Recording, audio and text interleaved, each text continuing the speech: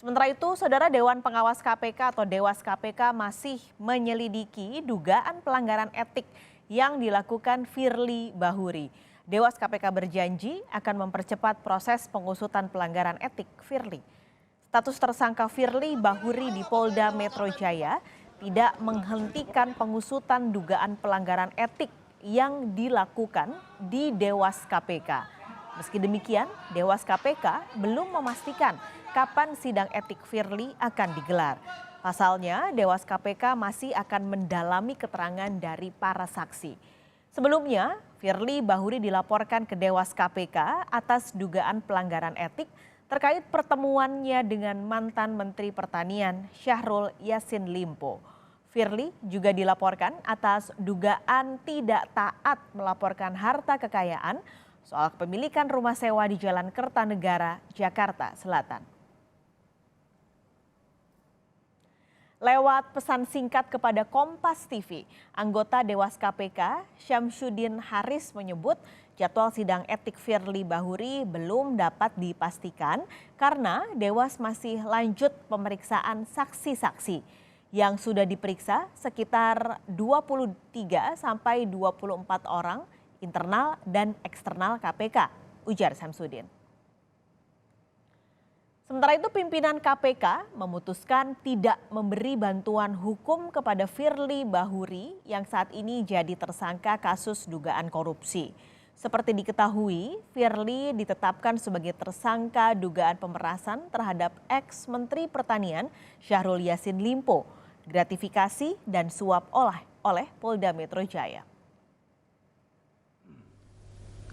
Pimpinan KPK sepakat untuk tidak memberikan bantuan hukum terkait penyidikan perkara dugaan tindak pidana korupsi yang sedang berproses di Polda Metro Jaya, begitu ya. Dan tentu ini tadi sudah dibahas, rujukannya ada, yaitu peraturan pemerintah terkait dengan hak keuangan, kedudukan protokol, dan perlindungan keamanan pimpinan KPK. Ada ketentuan di sana bahwa bantuan hukum dan perlindungan keamanan, tadi ada kaitannya dengan pertanyaan dari teman-teman mengenai ajudan tadi ya Mas Niam gitu ya, diberikan terkait dengan pelaksanaan tugas dan wewenang. Firly Bahuri telah diberhentikan sementara dari jabatannya sebagai Ketua KPK. Lantas bagaimana nasib pelaporan dugaan pelanggaran etik Firly di Dewan Pengawas KPK? Sudah ada jurnalis Kompas TV Dian Silitonga di Gedung KPK Jakarta untuk laporan langsungnya. Dian, jadi sebenarnya bagaimana pengusutan dugaan pelanggaran etik Firly Bahuri sejauh ini? Karena sudah beberapa pekan ini berlangsung, kapan kira-kira Firly akan kembali dipanggil oleh Dewas KPK? Paskalis, tentu saja proses etik Firly Bahuri masih bergulir sampai dengan saat ini di Dewas KPK.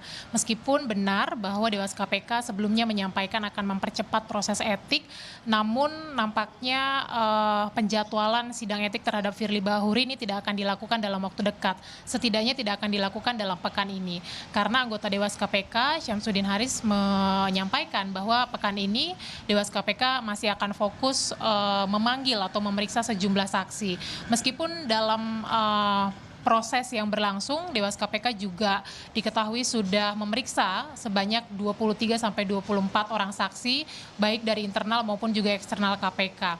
Nah, karena banyaknya saksi yang diperiksa, maka Dewas KPK juga menyampaikan bahwa membutuhkan waktu untuk mempelajari hasil pemeriksaan saksi sebelum akhirnya nanti menentukan atau memutuskan pelanggaran etik terhadap Firly Bahuri.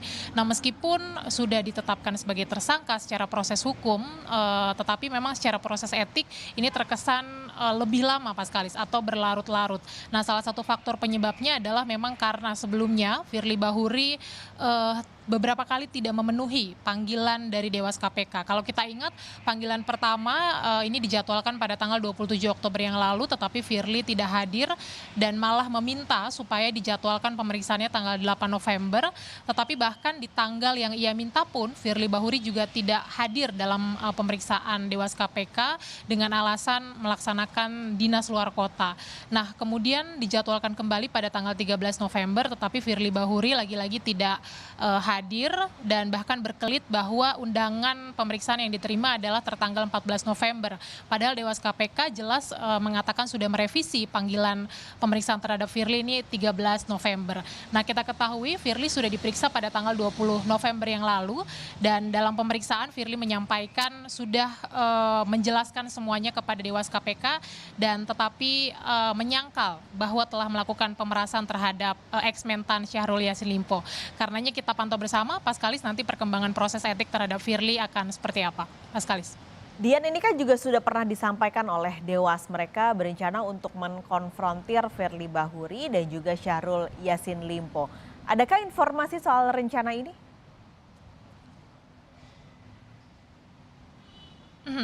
Memang disampaikan sebelumnya bahwa nanti kalau diperlukan akan dikonfrontir antara Firly dan juga Syahrul Yassin Limpo. Itu yang akan kita nantikan bersama, Paskalis, apakah nantinya Dewas memutuskan atau merasa perlu untuk melakukan konfrontir antar keduanya dan kalau dirasa perlu kapan itu akan dilakukan. Itu yang akan kita pantau bersama. Tapi yang jelas nanti hasil sidang etik terhadap Firly Bahuri ini akan sangat dinantikan. Apa nanti keputusan Dewas KPK, pelanggaran apa yang akan dijatuhkan kepada Firly Bahuri. Kalau sesuai dengan aturan Dewas KPK, kita tahu ada 3 kategori pelanggaran, yakni pelanggaran ringan, kemudian pelanggaran sedang, dan juga pelanggaran berat. Nah, kalau pelanggaran ringan, ini nantinya sanksi yang akan dijatuhkan berupa teguran lisan, ini teguran lisan dan juga teguran tertulis yang akan berlaku selama 3 hingga 6 bulan, kemudian juga ada pelanggaran sedang, biasanya sanksi yang akan dijatuhkan adalah pemotongan gaji pokok senilai 10 hingga 20% selama 6 bulan. Nah, kemudian juga ada pelanggaran berat, ini sanksinya adalah berupa pemotongan gaji pokok sebesar 40% selama 12 bulan dan diikuti dengan permintaan untuk mengajukan pengunduran diri sebagai pimpinan atau pegawai KPK. Jadi kita nantikan bersama perkembangannya seperti apa dan nanti hasil sidang etiknya akan seperti apa. Paskalis. Terima kasih jurnalis Kompas TV Dian Silitonga melaporkan langsung dari Gedung KPK Jakarta.